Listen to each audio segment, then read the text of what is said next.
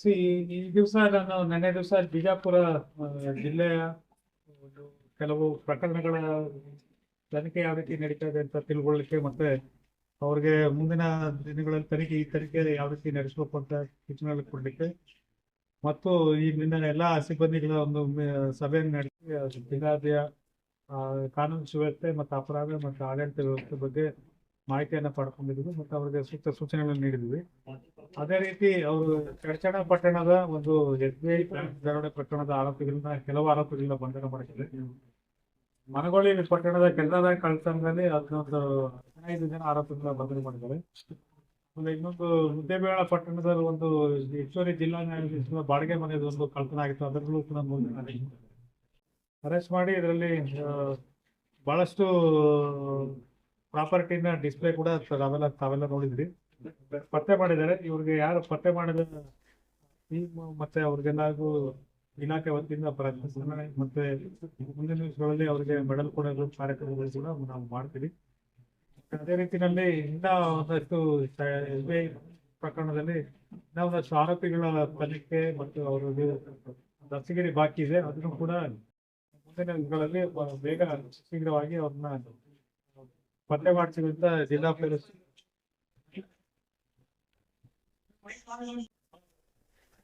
ಇದು ತಮ್ಮ ಮಾಹಿತಿಗೆ.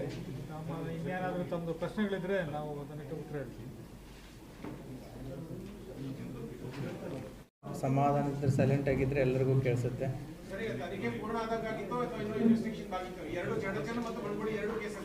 ಮನಗೋಳಿ ಪ್ರಕರಣದಲ್ಲಿ ಇನ್ನೊಂದು ಆರೋಪಿದು ಬಂಧನ ಬಾಕಿ ಇದೆ.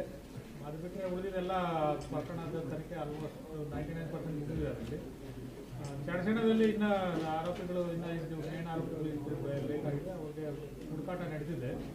ಅದು ಜಿಲ್ಲಾ ಪೊಲೀಸರು ಅದನ್ನು ನಾವು ಬೇಗ ಮಾಡ್ತೀವಿ ಅಂತ ನಮಗೆ ಆಶ್ವಾಸನೆ ಕೊಟ್ಟಿದ್ದಾರೆ. ಮನಗೋಳಿಲಿ ರಿಕವರಿ ಪೂರ್ಣ ಆಗಿದೆ.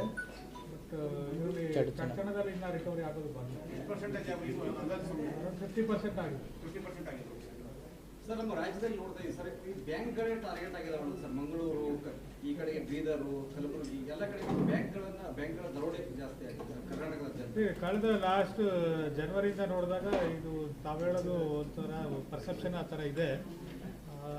ಅದೇ ರೀತಿ ನಾವು ಆಲ್ ಇಂಡಿಯಾ ಫಿಗರ್ಸ್ ಎಲ್ಲ ಕಂಪೇರ್ ಮಾಡ್ಕೊಂಡು ನೋಡಿದಾಗ ಬರೀ ಕರ್ನಾಟಕ ರಾಜ್ಯದಲ್ಲಿ ಒಂದೇ ಥರ ಆಗ್ತಾ ಇರ್ತದಲ್ಲ. ಇದಕ್ಕೆ ಹಲವಾರು ಕಾರಣಗಳು ನಾವು ಹೇಳ್ಬೋದು. ಅದರಲ್ಲಿ ಮುಖ್ಯವಾಗಿ ಸೆಕ್ಯೂರಿಟಿ ವ್ಯವಸ್ಥೆಗಳು ಏನು ಬ್ಯಾಂಕಲ್ಲಿ ಇರಬೇಕಾಗಿದೆ ಅದು ಅಪೇಕ್ಷಿತ ಮಟ್ಟದಲ್ಲಿ ಕೆಲವು ಕಡೆ ಇಲ್ಲ. ಅದನ್ನು ಒಂದು ಗುರಿ ಇಟ್ಕೊಂಡು ಮಾಡ್ದಂಗೆ ಕಾಣ್ತಾ ಇದೆ.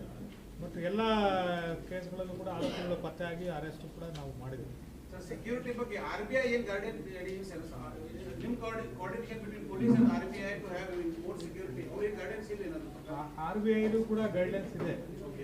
ಕೆಲವು ಕಡೆ ಏನಾಗಿದೆ, ಈ ಬ್ಯಾಂಕ್ಗಳವರು ಕಾಸ್ಟ್ ಕಟಿಂಗ್ ಮೆಜರ್ಸ್ ಥರ ಒಂದು ವ್ಯವಸ್ಥೆ ನಡೀತಾ ಅಂತ ನಮಗೆ ಒಂದು ಅಭಿಪ್ರಾಯ ಇದೆ. ಇದನ್ನು DG ಅವರ ಮಟ್ಟದಲ್ಲಿ, ಸ್ಟೇಟ್ ಲೆವೆಲ್ ಮಟ್ಟದಲ್ಲಿ RBI ರೀಜನಲ್ ಡೈರೆಕ್ಟರ್ ಇದ್ದಾರೆ. ಅವರು ಕೂಡ ನಾವು ಕೂಡ ಅದಕ್ಕೆ ಅವರ ಗಮನ ಕೂಡ ಇದ್ರ ಬಗ್ಗೆ ಸೆಳೆತೀವಿ. ಸರಿ, ಬ್ಯಾಂಕ್ನವ್ರ ವಿರುದ್ಧ ಏನು ಕ್ರಮ ಕೈಗೊಳ್ಳುತ್ತೆ ಸರ್? ಅವ್ರು ನೋಡ್ತಾ ಇದ್ರೆ ಸುಧಾರಿಸ್ತಾನೆ ಇಲ್ಲ. ಈ ಸೆಕ್ಯೂರಿಟಿ ಕೆಲಸ ಮಾಡಬೇಕಾದ್ರೆ ಹೋದ ಜೆರಾಕ್ಸ್ ಮಾಡ್ಲಿಕ್ಕೆ ಹಚ್ತಾರೆ. ಬೇರೆ ಕಡೆ ನೋಡಿದ್ರೆ ಬೇರೆ ಕೆಲಸಗಳನ್ನು ಕೊಟ್ಟಿರ್ತಾರೆ. ಅವ್ರದ್ದು ಇಂಟರ್ನಲ್ ಏನು ಸೆಕ್ಯೂರಿಟಿ ಇರಬೇಕಾಗಿತ್ತು ಸರ್, ಅದು ಸರಿಯಾಗಿ ಇದರಲ್ಲಿ 2 ವಿಚಾರ ಇದೆ. ಒಂದು, ವೆದರ್ ಅವರು ಕ್ರಿಮಿನಲ್ ಪ್ರಕರಣದಲ್ಲಿ ನೇರವಾಗಿ ಇನ್ವಾಲ್ವ್ ಆಗಿದ್ರೆ ಪೊಲೀಸ್ ಇಲಾಖೆ ಅವ್ರ ಮೇಲೆ ಕ್ರಮ ತಗೊಳ್ತದೆ. ಬಟ್ ಅವರು ಇಲಾಖೆ ಅವರ ಬ್ಯಾಂಕ್ನ ಕೆಲಸದಲ್ಲಿ ಏನಾದ್ರು ನಿರ್ಲಕ್ಷ್ಯತೆ ನೋಡಿದ್ರೆ ಬ್ಯಾಂಕ್ನವರು ಅವ್ರ ಮೇಲೆ ಕ್ರಮ ತಗೊಳ್ತಾರೆ. ಸರ್, ಈ ಮನಗೋಳಿ ಪ್ರಕರಣ ವಿಚಾರದಲ್ಲಿ ಸರ್ ಲಾಸ್ಟ್ ಟೈಮ್ CM ಅವ್ರಿಗೆ ನಾವು ಕೇಳಿದ್ವಿ ಸರ್, ಏನೋ ರಿವಾರ್ಡ್ ಏನಾದ್ರು ಆ ರೀತಿಯಾಗಿ ಅದು ನಾನೀಗ ಪ್ರೆಸ್ ಸ್ಟಾರ್ಟ್ ಮಾಡಿದಾಗ ಅದೇ ಹೇಳಿದೆ, ಯಾರು ಪ್ರಕರಣ ಏನು ತಂಡ ಯಾರು ತನಿಖೆಯಲ್ಲಿ ಭಾಗಿಯಾಗಿದ್ದಾರೆ ಅವ್ರಿಗೆ ಖಂಡಿತವಾಗಿ ಇಲಾಖೆ ಅವ್ರಿಗೆ ಶ್ರಮವನ್ನು ಅಪ್ರಿಷಿಯೇಟ್ ಮಾಡುತ್ತೆ ಮತ್ತು ಅವ್ರಿಗೆ ಇಲಾಖೆ ಮಟ್ಟದಿಂದ ಏನೇನು ಗೌರವ ಸಲ್ಲಿಸ್ಬೇಕು ಎಲ್ಲವನ್ನು ನಾನು ಸಲ್ಲಿಸ್ತೀನಿ. Because there are some people who deserve president medal ಇರ್ಬೋದು ಅಥವಾ CM medal ಇರ್ಬೋದು, they deserve that because they are doing well. ನೀವು ಹೇಳೋಕ್ಕೆ ಮುಂಚೆ ನಿನ್ನೆ ಕೂಡ ಅವ್ರಿಗೆ ಮನಗೊಳ್ಳಿ ಸ್ಟೇಷನ್ಗೆ ಹೋದಾಗಲೂ ಕೂಡ ಅವ್ರಿಗೆ ಹೇಳಿದ್ವಿ ನಾವು, ನಮ್ಮದು ಪ್ರೆಸಿಡೆಂಟ್ ಮೆಡಲು CM ಮೆಡಲ್ ಎಲ್ಲ ಒಂದು ಸರ್ಟನ್ ಅಕೇಶನ್ಸಲ್ಲಿ ಕೊಡ್ತಾರೆ. ಅಕೇಶನ್ ಬಂದಾಗ ಅದಕ್ಕೆ ಏನು ಸಲ್ಲಬೇಕಾದ ಗೌರವ ಸಿಗ್ತದೆ ಅದು ಸಿಗ್ತದೆ. ಸರ್, ಈ ಚಡ್ಚನ್ ಕೇಸಲ್ಲಿ ಅರೆಸ್ಟ್ ಆದ ಪಾತ್ರಗಳೇನು ಸರ್? 3 ಜನ. ಒಬ್ಬರು ವೆಪನ್ ಸಪ್ಲೈ ಮಾಡಿದವರು ಅಂತ ಇದೆ, ಇನ್ನು ಒಬ್ಬರು ಪಾತ್ರಧಾರಿ ಆರೋಪಿ ಬ್ಯಾಂಕ್ ದರೋಡೆಯಲ್ಲಿ ಭಾಗಿಯಾಗಿದ್ದಾನೆ, ಇನ್ನು ಉಳಿದವರು ಇನ್ನೊಂದಿಬ್ಬರು ಸಿಗ್ಬೇಕು. ಮಹಾರಾಷ್ಟ್ರ ಸರ್ಕಾರದಿಂದ 100% all India service officers, IPS officers, they are all from same training. Same IPS officer ಕರ್ನಾಟಕದಲ್ಲಿ ಯಾರಿದ್ದಾರೆ, ಮಹಾರಾಷ್ಟ್ರದಲ್ಲೂ ಅದೇ IPS ಆಫೀಸರ್ ಅಲ್ಲೂ ಇದ್ದಾರೆ. ಕೋಆರ್ಡಿನೇಷನ್ಗೆ ಏನು ಸಮಸ್ಯೆ ಇಲ್ಲ. ನಾವು ಅದಕ್ಕೋಸ್ಕರನೇ ಇವರು ಜಿಲ್ಲಾ ಪೊಲೀಸ್ ಅವರಿಗೆ ಮಹಾರಾಷ್ಟ್ರ ಜಿಲ್ಲಾ ಅವ್ರ ನೇಬರಿಂಗ್ ಡಿಸ್ಟ್ರಿಕ್ಟ್ಸ್ ಏನಿದೆ ಅದ್ರ ಜೊತೆ ಕೂಡ ಕ್ರೈಮ್ ಮೀಟಿಂಗ್ಸ್ ಮಾಡಿ ಅಂತ ಅವ್ರಿಗೆ ನಿರ್ದೇಶನ ಕೊಟ್ಟಿದ್ದೀವಿ. ಈಗ ಅವರು ನೆಕ್ಸ್ಟ್ 10-15 ಡೇಸಲ್ಲಿ ಅನುಕೂಲ ನೋಡಿಕೊಂಡು ಈಗ crime meeting, neighbouring crime meeting ಕೂಡ ಮಾಡ್ತಾರೆ. ಇದು ಬಿಟ್ಟು ತಾವು ಎಲ್ಲೆಲ್ಲೋ ಇದ್ದೀರಿ, ಬಿಗರ್ ರೆಸ್ಪಾನ್ಸಿಬಿಲಿಟಿ ಇದೆ. ಹೇಟ್ ಸ್ಪೀಚ್ಗಳು ಕರ್ನಾಟಕದಲ್ಲಿ ಹೆಚ್ಚಾಗ್ತಿವೆ ಅನ್ನೋದು ಭಾಳ ಮಾಹಿತಿ ಇದೆ. ಅದನ್ನು ದಿನ ಬೆಳಗಾದ್ರೆ ಅದು ಹಿಂದೂ ಮುಸ್ಲಿಂ ವಿರುದ್ಧ ಅಂತ ಸೋಷಿಯಲ್ ಮೀಡಿಯಾ ವಿರುದ್ಧ ಅದನ್ನು ಕಂಟ್ರೋಲ್ ಮಾಡೋಕ್ಕೆ ಏನಾರೇ ತಮ್ಮ ಕಡೆ ಸರ್ಕಾರಕ್ಕೆ ಗಮನ. ಸುಪ್ರೀಂ ಕೋರ್ಟ್ ಅದು ಯಾಸಿನ್ ಅಬ್ದುಲ್ಲಾ ವರ್ಸಸ್ ಸ್ಟೇಟ್ ಅಂತ ಅದ್ರ ಏನು ಹೇಳ್ತದೆ, ಹೇಟ್ ಸ್ಪೀಚ್ ಯಾರು ಮಾಡಿದ್ರು ಕೂಡ ಅದ್ರ ಇಮಿಡಿಯೇಟ್ ಆಗಿ ಕಾನೂನು ಕ್ರಮ ತಗೋಬೇಕು ಅಂತ ಹೇಳಿದೆ.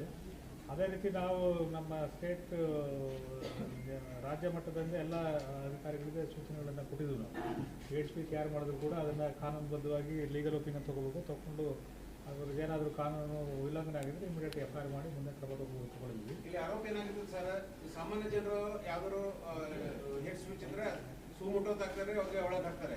ಆದ್ರೆ ಒಂದು ಜವಾಬ್ದಾರಿ ಸ್ಥಾನದಲ್ಲಿ ಇದ್ದವರು, ಕಾನ್ಸ್ಟಿಟ್ಯೂಷನಲ್ ಪೋಸ್ಟ್ ಇದ್ದವರು ಅವ್ರು ಹೇಳಿದ್ರೆ ಅಲ್ಲಿ ಅವ್ರಿಗೂ ಬಹಳ ಡಿಲೇ ಆಗಿಬಿಡುತ್ತೆ. ಅವ್ರಿಗೆ ಯಾವ ಕಾನೂನು ಆ ಥರ ಏನು ನನಗೆ ಅಭಿಪ್ರಾಯ ಬರಲಿಲ್ಲ. ಭಾಳಷ್ಟು ಕೇಸ್ಗಳು ಆಗಿದ್ದಾವೆ, ಕೆಲವೆಲ್ಲ ಹೈಕೋರ್ಟಲ್ಲಿ ಇದ್ದಾವೆ. ಹಾಗಾಗಿ ನೋಟಿಸ್ ಕೊಟ್ಟ ತಕ್ಷಣ ಹೈಕೋರ್ಟ್ಗೆ ಹೋಗ್ತಾ ಇದ್ದಾರೆ.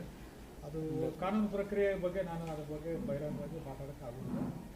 FIR ಮಾಡೋದು ಮತ್ತು ನೋಟಿಸ್ ಕೊಡೋದು ಪ್ರಕ್ರಿಯೆ 100% ಎಲ್ಲ ಇಲಾಖೆಯಿಂದ ಆಗಿದೆ. SP ಅವ್ರು ಬ್ರೀಫ್ ಮಾಡ್ತಾರೆ, ಡೀಟೇಲ್ಸ್ ಅವ್ರು ಕೊಡ್ತಾರೆ.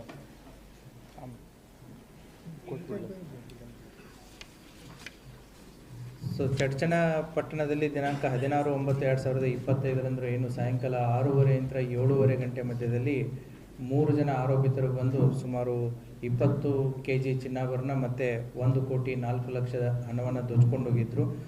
ಆ ಪ್ರಕರಣದಲ್ಲಿ ಈಗಾಗಲೇ ಹುಲ್ಜಂತಿಯಲ್ಲಿ ಏನು ವೆಹಿಕಲ್ಲು ಅಪಘಾತ ಆಗಿ ಸಿಕ್ಕಾಕೊಂಡು ಬೀಳುತ್ತೆ. ಆ ವೆಹಿಕಲ್ದಿಂದ ನಾವು ಸುಮಾರು 888 ಗ್ರಾಮ್ ಚಿನ್ನ ಮತ್ತು 1,01,060 ನಗದು ಹಣವನ್ನು ವಶಪಡಿಸ್ಕೊಂಡಿದ್ವಿ. ಆ ಹುಲ್ಜಂತಿ ವಿಲೇಜನ್ನು ಸುಮಾರು 2 ದಿನಗಳ ಕಾಲ ನಾವು ರಾತ್ರಿಯಿಂದಲೇ ಹಿಡ್ಕೊಂಡು ಕಾರ್ಡಿಂಗು ಸರ್ಚ್ ಆಪ್ರೇಷನ್ಸ್ಗಳನ್ನ ಕೈಗೊಂಡಾಗ ನಮಗೆ 2 ದಿನದಲ್ಲಿ ಅಂದರೆ ಒಂದು 2 ಡೇಸ್ ಆದಮೇಲೆ ಒಂದು ಪಾಲು ಬಿದ್ದಂಥ ಮನೆಯಲ್ಲಿ ಒಂದು ಬ್ಯಾಗ್ ಸಿಗುತ್ತೆ.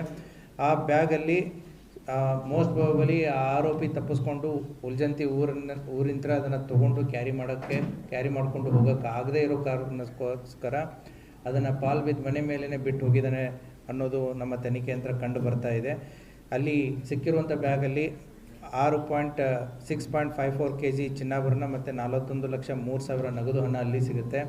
ತದನಂತರ ಊರಿನಲ್ಲಿದ್ದಂಥ ಜನ ಆ ಕಾರನ್ನು ಬಿಟ್ಟು ಏನು ಆರೋಪಿ ಓಡೋಗಿರ್ತಾನೆ, ಆ ಊರಲ್ಲಿದ್ದಂಥ ಜನ ಒಂದು ಗೊಬ್ಬರ ಚೀಲದಲ್ಲಿ ತುಂಬಿದಂಥ ಏನು ಚಿನ್ನ ಮತ್ತು ದುಡ್ಡು ಇತ್ತು, ಅದು ಜನ ತೊಗೊಂಡಿದ್ರು. ಅದನ್ನು ಅವ್ರಿಗೆ ಹೋಗಿ ನಾವು ಇದು ಬ್ಯಾಂಕ್ ನಿಂತರೆ ಈ ರೀತಿ ಕಳ್ಳತನ ಆಗಿ ಬಂದಿರೋದು, ಇದು ದರೋಡೆ ಆಗಿ ಬಂದಿರೋದು, ಆ ಹಿನ್ನೆಲೆಯಲ್ಲಿ ಅದನ್ನು ಯಾರ್ಯಾರು ತೊಗೊಂಡಿದ್ದೀರ ಮರಳಿಸಿ ಅಂತಂತೇಳಿ ಅವರನ್ನು ನಾವು ಮೀಟಿಂಗ್ ಮಾಡಿ ಹೇಳಿದಾಗ ನಮಗೆ 15 ಜನರಿಂದ 1.587 kg ಗೋಲ್ಡು ಮತ್ತು 44,25,060 ರೂಪಾಯಿ ಹಣವನ್ನು ವಾಪಸ್ ಕೊಟ್ಟಿರ್ತಾರೆ. ಸುಮಾರು ಈ ಪ್ರಕರಣದಲ್ಲಿ ಈಗ 4 ಜನ ಆರೋಪಿತರನ್ನು ನಾವು ಬಂಧಿಸಿದ್ದೀವಿ. ಅದರಲ್ಲಿ ಪ್ರಕರಣದಲ್ಲೇ ಭಾಗಿಯಾದಂಥ ಒಬ್ಬ ಪ್ರಮುಖ ಆರೋಪಿ ಈತ ಮಹಾರಾಷ್ಟ್ರ ಮೂಲದವನು, ಅದನ್ನು ಕೂಡ ನಾವು ಬಂಧನ ಮಾಡಿದ್ದೀವಿ. ಅಫೆನ್ಸಿಗೆ ಯೂಸ್ ಮಾಡಿದಂಥ ಒಂದು ಬೈಕು ಮತ್ತು ಆತನಿಂದ ಚಿನ್ನಾಭರಣವನ್ನು ಕೂಡ ರಿಕವರಿ ಮಾಡಿದೆ.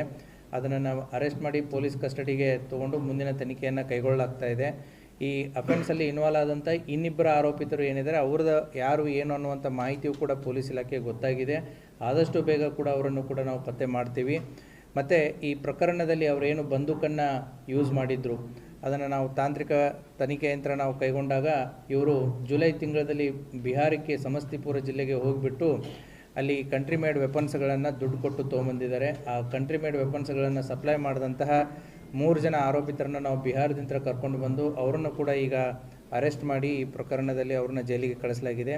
ಒಟ್ಟು ಸುಮಾರು 9.01 kg ಬಂಗಾರ, 86,31,220 ರೂಪಾಯಿ ನಗದು ಈ ಪ್ರಕರಣದಲ್ಲಿ ವಶಪಡಿಸಿಕೊಳ್ಳಲಾಗಿದೆ. ಇನ್ನುಳಿದಂಥ ಆರೋಪಿತರನ್ನು ಮತ್ತು ಇನ್ನುಳಿದಂಥ ಮಾಲನ್ನು ಆದಷ್ಟು ಬೇಗ ನಾವು ಪತ್ತೆ ಮಾಡ್ತೀವಿ. ಆ್ಯಸ್ ಆಫ್ ನೌ ಪ್ರೆಸೆಂಟ್ ಸ್ಟೇಟಸಲ್ಲಿ ಯಾವುದೂ ಆ ರೀತಿ ಕಂಡು ಬಂದಿಲ್ಲ. ಆ ತನಿಖೆ ಹಿತದೃಷ್ಟಿಯಿಂದ ಅದನ್ನು ಈಗ ಬಹಿರಂಗಗೊಳಿಸ್ತಾ ಇಲ್ಲ. ಸೊ ಟೈಮ್ ಬಂದಾಗ ತನಿಖೆ ಸಂಪೂರ್ಣ ಆದಮೇಲೆ ನಾನು ಹೇಳ್ತೀನಿ. ನಾನು ಅದನ್ನು ಪಟ್ಟಿ ನಿಮಗೆ ಲಿಸ್ಟಲ್ಲಿ ಕೊಟ್ಟಿದ್ದೀನಿ. ಒಂದು ಕಾರಲ್ಲಿ, ಒಂದು ಪಾಳು ಬಿದ್ದ ಮನೆಯಲ್ಲಿ, ಒಂದು ಜನರಿಂತ್ರ ಮತ್ತು ಒಂದು ಆರೋಪಿಯಂತ್ರ 4 ಹಂತಗಳಲ್ಲಿ ರಿಕವರಿ ಆಗಿದೆ. 3 ಜನ ಪಾರ್ಟಿಸಿಪೇಟ್ ಮಾಡೋದ್ರಲ್ಲಿ ಒಬ್ಬನು ಸಿಕ್ಕಿದ್ದಾನೆ, ಇನ್ನಿಬ್ಬರು ಸಿಗಬೇಕು. ಇವ್ರು ಏನು ವೆಪನ್ ಸಪ್ಲೈ ಮಾಡಿದ್ದಾರೆ, ವೆಪನ್ ಸಪ್ಲೈ ಮಾಡಿದಂಥ 3 ಜನ ಕೂಡ ಸಿಕ್ಕಿದ್ದಾರೆ.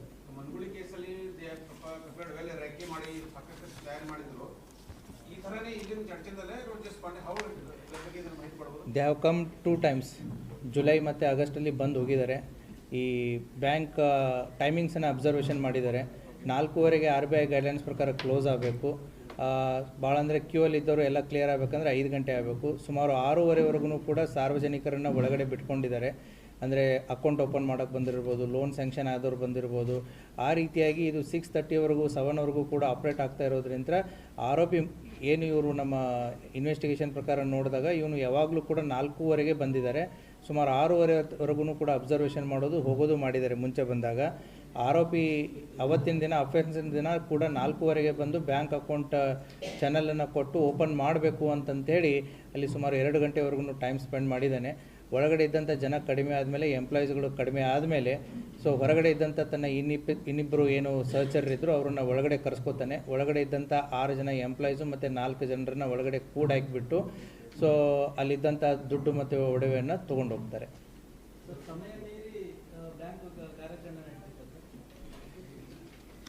ನಡೀತಾ ಇತ್ತು. ಅದಕ್ಕೆ ಸಂಬಂಧಪಟ್ಟಂತೆ ಈಗಾಗಲೇ ಜಿಲ್ಲಾ ಮಟ್ಟದಲ್ಲಿ ನಾನು, ಜಿಲ್ಲಾಧಿಕಾರಿಯವರು ಎಲ್ಲ ಬ್ಯಾಂಕ್ನ ಸುಮಾರು 360 ಬ್ಯಾಂಕ್ಸ್ ಏನಿದೆ ಅವರನ್ನು ಮೀಟಿಂಗ್ ಮಾಡಿಬಿಟ್ಟು ಅವರಿಗೆ 8 ಪುಟಗಳ ಒಂದು SOPಗಳನ್ನು ಕೊಟ್ಟಿದ್ದೀವಿ, ಡೂಸ್ ಆ್ಯಂಡ್ ಡೋಂಟ್ಸ್ ಕೊಟ್ಟಿದ್ದೀವಿ. RBI ಗೈಡ್ಲೈನ್ಸ್ ಪ್ರಕಾರ ಏನೇನು ಮಾಡಬೇಕು ಅಂತಲೂ ಕೂಡ ಹೇಳಿದ್ದೀವಿ.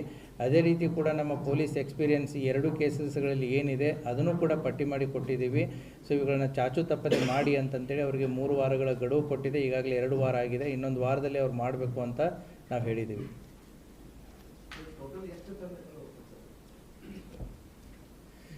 ಸೊ ಈ ಪ್ರಕರಣದಲ್ಲಿಯೂ ಕೂಡ ಸುಮಾರು 7 ತಂಡಗಳನ್ನು ನಾವು ರಚನೆ ಮಾಡಿದ್ದೀವಿ. ಸೊ ಇನ್ನೂ ತಂಡಗಳು ಆ್ಯಕ್ಟಿವ್ ಆಗಿ ಕೆಲಸ ಮಾಡ್ತಾ ಇದೆ. ಆದಷ್ಟು ಬೇಗ ಇನ್ನುಳಿದ ಆರೋಪಿತರನ್ನು ಕೂಡ ನಾವು ಪತ್ತೆ ಮಾಡ್ತೀವಿ. ಆಮೇಲೆ ಅದೇ ರೀತಿ ಮನುಗುಳಿ ಪ್ರಕರಣದಲ್ಲಿ ಈಗಾಗಲೇ ಎಲ್ಲ 15 ಆರೋಪಿತರಿಂದ ಉಳಿದಂತಹ ನಿಮಗೆ ಲಾಸ್ಟ್ 2 times ಕೊಟ್ಟಿರೋ ಇದರಿಂದ ಉಳಿದಂಥ 4.8 kg ಗೋಲ್ಡು ಮತ್ತು 22 ಲಕ್ಷ ಫರ್ದರ್ ರಿಕವರಿ ಆಗಿದೆ. ಅದನ್ನು ಕೂಡ ನಾವು ಕೋರ್ಟಿಗೆ ಸಬ್ಮಿಟ್ ಮಾಡಿ ಈಗಾಗಲೇ ಕೇಸನ್ನು ಚಾರ್ಜ್ ಶೀಟ್ ಮಾಡಲಾಗಿದೆ. ಮತ್ತು ಮುದ್ದೇಬಿಹಾಳ್ ಕೇಸು ಏನು ಹೆಚ್ಚುವರಿ ಜಿಲ್ಲಾ ನ್ಯಾಯಾಧೀಶರದ್ದು ಮನೆಯಲ್ಲಿ ಕಳ್ಳತನ ಆಗಿತ್ತು, ಅದು ಸಂಪೂರ್ಣವಾದಂಥ ರಿಕವರಿ ಆಗಿದೆ. 3 ಜನ ಆರೋಪಿತರು ಬೆಳಗಾಂ ಜಿಲ್ಲೆಯವರು, ರಾಮದುರ್ಗ ತಾಲೂಕು, ಸವದತ್ತಿ ತಾಲೂಕಿನವರು, ಅವ್ರನ್ನೂ ಕೂಡ ಅರೆಸ್ಟ್ ಮಾಡಿ ಸಂಪೂರ್ಣವಾದಂಥ ರಿಕವರಿ ಮಾಡಿ ಅವ್ರನ್ನೂ ಕೂಡ ನಾವೀಗ ನ್ಯಾಯಾಂಗ ಬಂಧನಕ್ಕೆ ಕೊಟ್ಟಿದ್ದೀವಿ.